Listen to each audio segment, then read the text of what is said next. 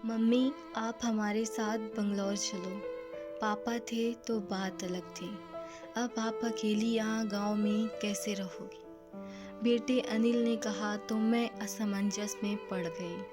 Heart attack से हुई इनकी अचानक मौत से मैं अपने आप को लाख कोशिश के बाद भी संभाल नहीं पा रही थी। 12 दिन हो जाने पर सारे मेहमान चले गए थे। बेटा अनिल और बहू अनीता दोनों ही इंजीनियर हैं। मेरी सहेलियों ने मुझसे कहा कि बेटे बहू के पास रहने नहीं जाना, क्योंकि कमाने वाली बहू को बुजुर्ग सास बिल्कुल अच्छी नहीं लगेगी। उसकी आज़ादी में तुम्हारे जाने से खलल पड़ेगी। वो तुम्हें ताने मार मार कर तुम्हारा जीना हराम कर देगी। वैसे भी भाई साहब ने जीते जी ही पूरी संपत्ति बेटे के नाम कर दी थी।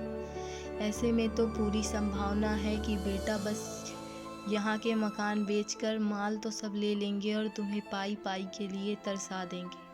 लेकिन बेटे बहू के साथ जाना मेरी मजबूरी भी थी। 60 की उम्र में अपने घुटनों के दर्द के कारण मैं अपना किराना दुकान चलाने में असमर्थ थी। 12 दिन के कार्यक्रम का पूरा खर्चा बेटे ने ही किया, लेकिन छोटी मोटी खर्च के लिए बेटे के आगे हाथ फैलाना मुझे ठीक नहीं लगा।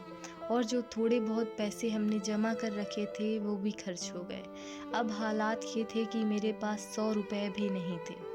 असमंजस से मैं अनिल को कोई जवाब नहीं दे पाई। इतने में अनीता ने कहा, मम्मी जी बताइए कि कौन कौन सी साड़ियाँ रखनी हैं, मैं आपकी सूटकेस पैक कर देती हूँ। अनीता के ऐसे कहने पर मैं कुछ बोल नहीं पाई और चुपचाप इन लोगों के साथ बंगलौर आ गई।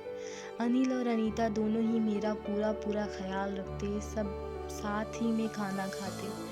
अनीता मेरी पसंद के हिसाब से खाना बना देती। दोनों की यही कोशिश रहती कि मुझे इनकी याद न सताए, मैं खुश रहूं। 8 साल का पोता चिंटू तो दादी माँ कहकर आगे पीछे घूमते रहता। मैं कोई भी चीज़ के लिए बोलती तो वो चीज़ मुझे बराबर लाकर दे देती।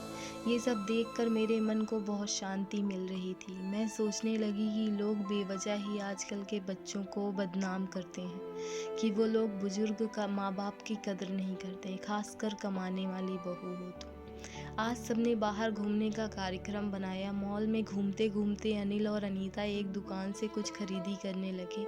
मैं और चिंटू थोड़ा आगे निकल गए।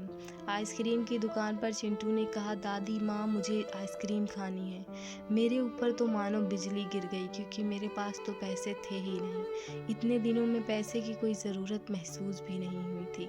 अब क्या करूँ? मेरा उतरा हुआ चेहरा देखकर चिंटू ने फिर कहा, दादी माँ प्लीज़ ले दीजिए ना। सॉरी बेटा, मैं अपना पर्स घर में भूल गई। मेरा ऐसा कहने पर चिंटू ने मेरी तरफ कुछ अजीब नज़रों से देखा। उसे लगा कि आइसक्रीम ना दिलाना पड़े इसलिए मैं बहाना मार रही हूँ। लेकिन मैं कर भी क्या सकती थी? मुझे अपनी बेबसी पर रोना आने लगा। मैं कैसी दादी हूँ कि अपने पोते को आइसक्रीम भी नहीं दिला सकती। इनके जाने के बाद मैं आज अपने आप को बहुत असहाय महसूस कर रही थी। हमने बाहर डिनर किया। अनीता ने मेरे पसंद की काजू करी ऑर्डर की थी, लेकिन मुझे उसमें भी स्वाद नहीं आ रहा था। घर आने पर थोड़ी देर सभी ने टीवी देखी। अनिल सोने चला गया और अनीता चिंटू के कमरे में गई ताकि मच्छर की टिकिया लगाकर उसे ब्लैंकेट देकर सुला दे। मैं भी अपने कमरे में सोने जाने लगी। इतने में मुझे चिंटू की आवाज़ सुनाई दी, मम्मी दादी माँ बहुत कंजूस है, तू ऐसे क्यों बोल रहा है? हाँ मम्मी, आज मॉल में घूमते वक्त मैंने दादी माँ को आइसक्रीम दिलाने को कहा तो उन्होंने कहा कि वो अपना पर्स घर में भूल आई हैं। कितना अच्छा है ना मम्मी कि घर से बाहर जाओ तो पर्स साथ में ना ले जाओ, कुछ खर्चा ही नहीं होगा। कंजूस दादी माँ, ये क्या है चिंटू? दादी माँ के लिए ऐसा बोलते वक्त तुम्हें ज़रा भी विचार नहीं आया? क्या तुम उनके दुख को नहीं समझ सकते कि वो फ़िलहाल कितने दुख में हैं? दादी माँ को क्या दुख है?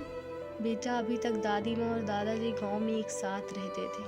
अब अचानक दादाजी हम सबको छोड़कर चले गए। जिस व्यक्ति के साथ हम 24 घंटे रहते हैं, साथ में उठते बैठते हैं, साथ में खाना खाते हैं, अपना दुख सुख शेयर करते हैं, वही व्यक्ति अगर अचानक हमसे दूर हो जाता है तो कितना दुख होता है, ये अभी तुम नहीं समझ सकते। सोचो, अचानक तुम्हारे मम्मी पापा तुमसे दूर चले जाएं, इतनी दूर कि कभी वापस ना आए, तो क्या तुम्हें दुख नहीं होगा? नहीं मम्मी, मैं आप लोगों के बिना रह ही नहीं सकता। बेटा फिर सोचो दादी माँ दादाजी के बिना कैसे रह रही होंगी। ऐसी स्थिति में यदि वो अपना पर्स घर में भूल गईं तो तुमने उन्हें कंजूस तक कह दिया। तुम्हें तुम्हारे प्रति उनका प्यार नहीं दिखा। जब भी तुम्हें स्कूल से आने में 5 से 10 मिनट की देरी हो जाती है तो वो लगातार बालकनी से खड़े होकर तुम्हारा रास्ता देखती हैं। उस दिन उनके घुटनों में बहुत दर्द होने के बावजूद तुम्हारे कहने पर उन्होंने तुम्हारी मनपसंद मेथी मटर मलाई बनाई थी। इसलिए बेटा किसी के लिए कोई भी राय बनाने से पहले उस व्यक्ति के दृष्टिकोण से भी सोचना चाहिए।